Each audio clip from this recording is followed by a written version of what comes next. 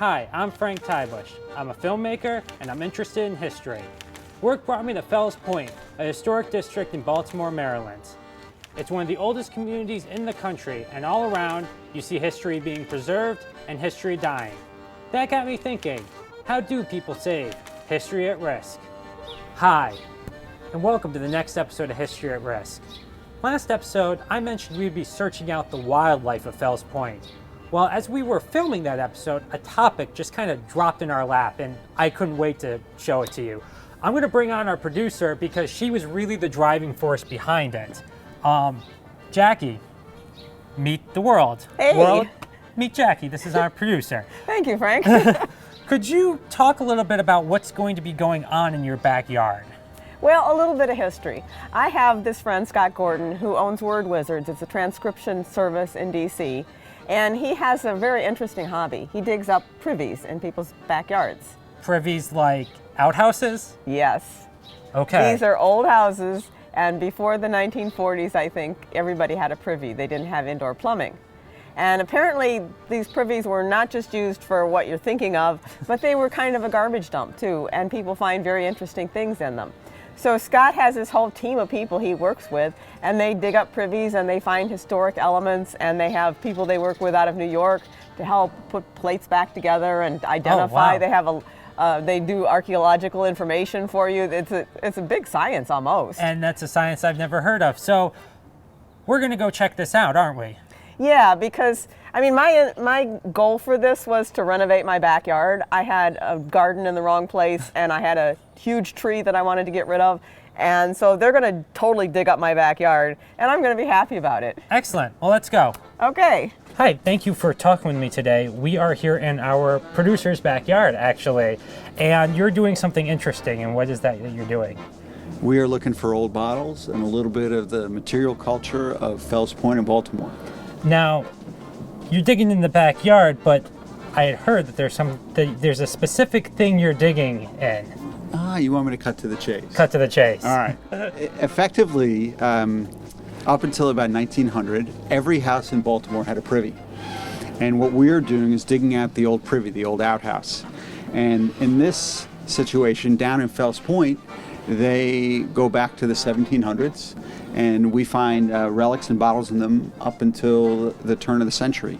Now, if you could take just a moment and kind of do a little overview about what you did today here in this backyard. Okay. What we did today is that as a group, we invaded Jacquie's backyard at her invitation. What we did is we actually cleaned up the yard, pulled up areas that she wanted to get renovated.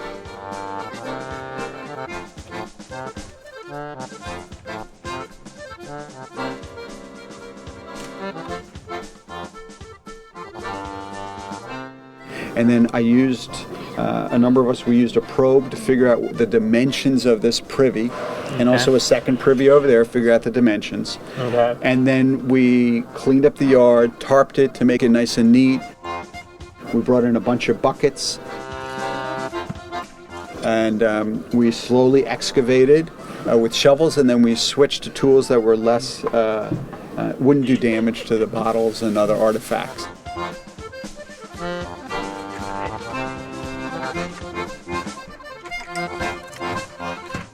And we recorded everything with our cameras too as we're going down, and we excavated it all.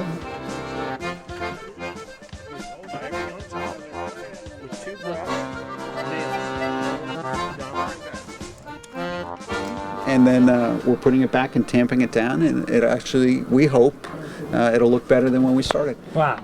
Most yards have at least two of them. Okay. In the yards. Pretty typical for this part of Fells Point is that they're square boxes. They would have been wood lined, and this one was only about 5 feet deep. They'll go as deep as 7 feet, sometimes even deeper. They come brick. Sometimes the old hogshead barrels. Oh, wow. They would make those into privies. They come in oval bricks. They come in square brick patterns, rectangular.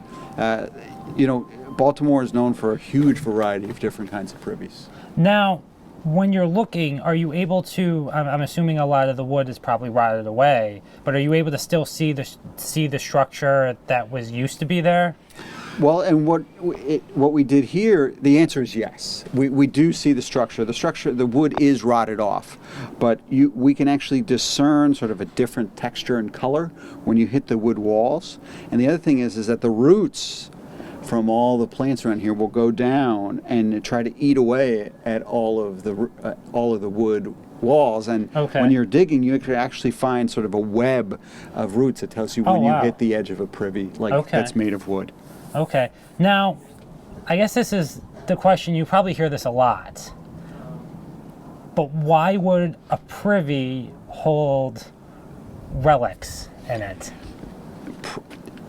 The primary reason is sort of a combination of lack of regular sanitation pickup, and this is the easiest big hole for you to throw your trash in. Oh, okay. And the other thing that's interesting about that is that, there's much less waste back in the 19th century than there is now in the 21st century.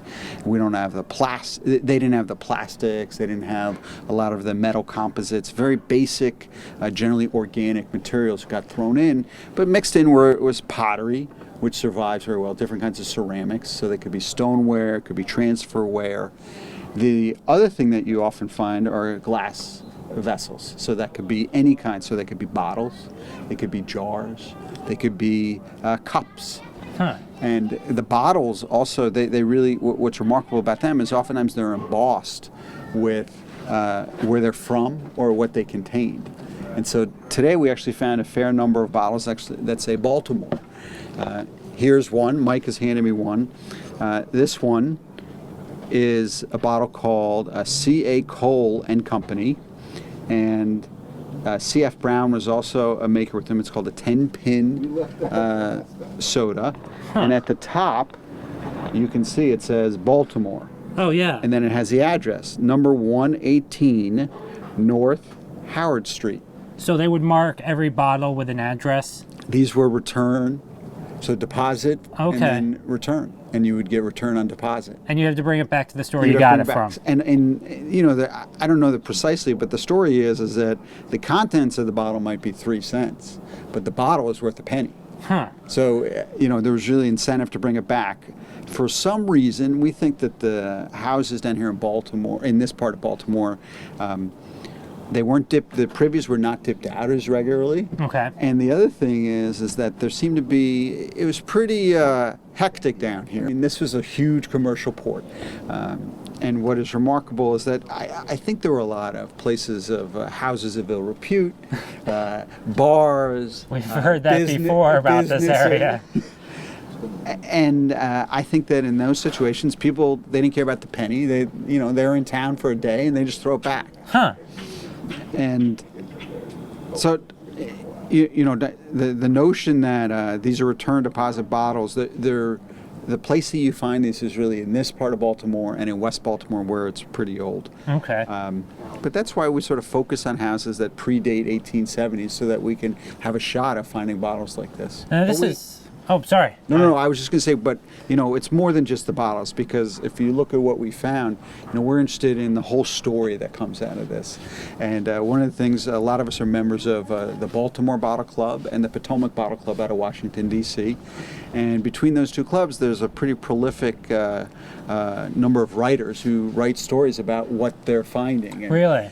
There's a huge group of people who also do a lot of research and can sort of trace the history of manufacturers and where they were located and when they were located. Okay. And Mike here, I don't know if you can see him, but he has a large collection related to Washington, D.C.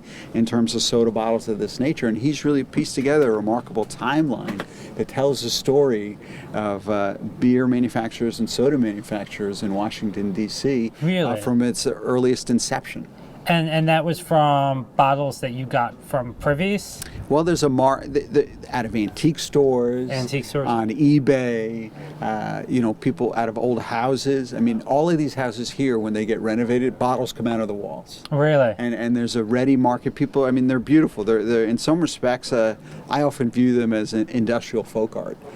I can see that, because this is you don't have bottles like this really anymore, unless they're limited edition, specially made, really expensive. But these were everyday bottles. That's right. And this bottle, because of a number of different traits, it has this unusual top on it. If it was in Philadelphia, we call it a twitchell top because it has that little nub coming out. It's a 10-pin form. On the bottom, it has a small iron pontil, which is how they manufactured the bottle. Okay. And that gives us a sort of a tight date range as to when this was manufactured. So between the 1840s and the latest it would be is the 1860s. But we actually know because of the manufacturer, the name on here, that you're looking well before 1860. Wow. Now, is it glass bottle or is it something else? Because it's got a weird shine to it. The iridescence that's on there is the degradation of the surface of the glass. Okay. And that would be a product of the minerals in the ground. There's a lot of coal ash that would be in here. Okay. It was an outhouse. Well, so, there would be other materials too that would. Your forms of uric acid, right? Yeah. would be pretty active on the surface of the bottles. Okay. I know Ben has another theory. Right? Did you have another theory about them? Oh, yeah. It's the molecules of the degrading poop attaching themselves to the side of the glass. and it's probably not a far stretch. But what happens is that glass was less pure, and it really gets impacted differently, and you get this nice iridescence. Well, it is. It's got a really nice look to it. Yeah. I have friends who have bottles like this, and I have these in 10 different colors. Huh. And so they're a beautiful color run that they'll put in their window. Wow. Some people use, luck and serendipity to try to find bottles in antique shops, or other people use the golden spade, be it $10 or $100. And we use a real shovel to try to find it ourselves.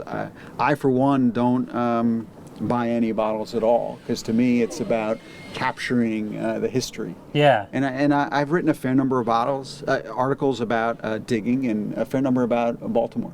Wow. Now, how long have you been doing this?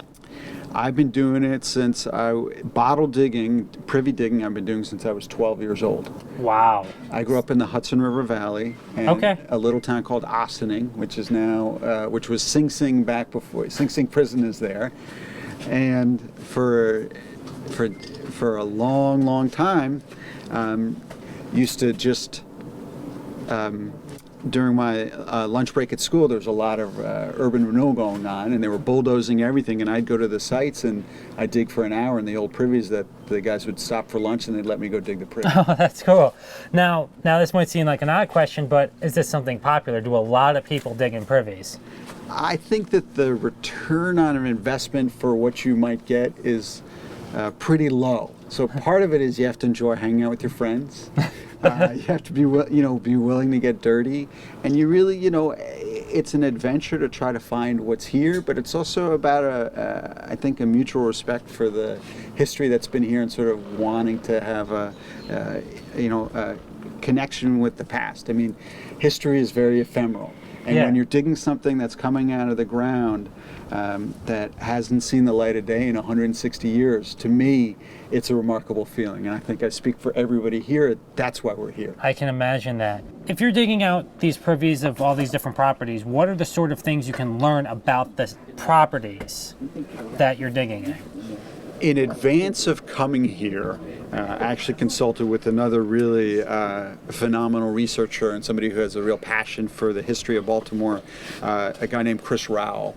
And he's a wonderful sort of expert about how to sort through the history, the records, and find the history. And we pulled a series of maps for 150 years on this block to sort of understand the development, try to understand the merchants that were in the area, try to really pinpoint when the house was built, when the renovations were done to it, when additions were added onto it. Because to me, and some of those earlier maps actually show the owners, and Chris will also go back to do research, census research on who was there. Okay. And that's part of the story that I think is really important, that we have, from my perspective, an obligation to capture and tell about. And that's why I write a fair number of articles. Chris, in his own way, for example, does a tremendous amount of research. He shares it with archaeologists in terms of trying to help them date sites. He's also a very prolific researcher on the potteries of Baltimore. We didn't find any examples here that really would go to that. Okay. But we have dug in this neighborhood and found pieces that were previously unknown and have added to the historical record and our understanding of what's happened in the Fells Point community and elsewhere. Okay. Now, did you find that bottle is pretty beautiful, but did you find anything that really interested you? Well, this is pretty phenomenal. I have dug in Baltimore a lot of years, and I've dug broken ones of these. Okay. But I've never really had the honor and pleasure of seeing so many of them come out of the ground. Really? So there were a lot of these bottles here. I mean, and what we've seen that privies come out. This is a William Russell, who's another local soda manufacturer.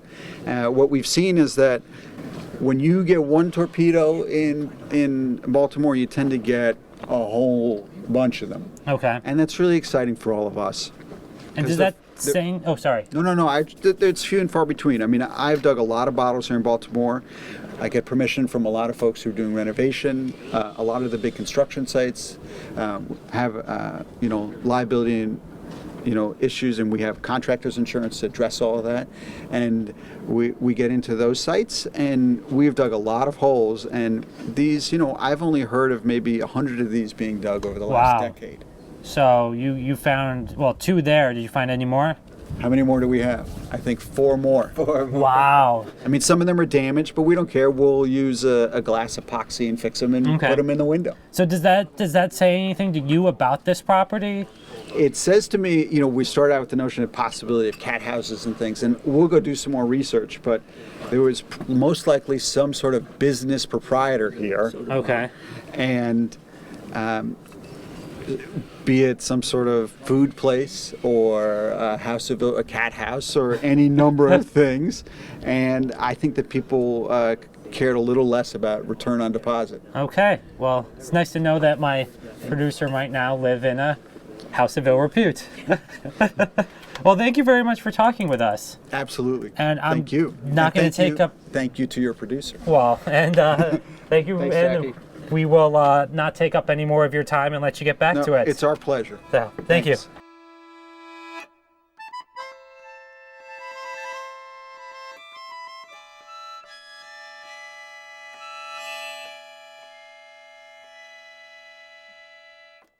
It's really quite amazing where you find history. Who knew a backyard privy would hold archaeological information about the area you live in, about your house, what it could have been in the past? Just remember that the next time you start digging up your backyard, who knows what you can find.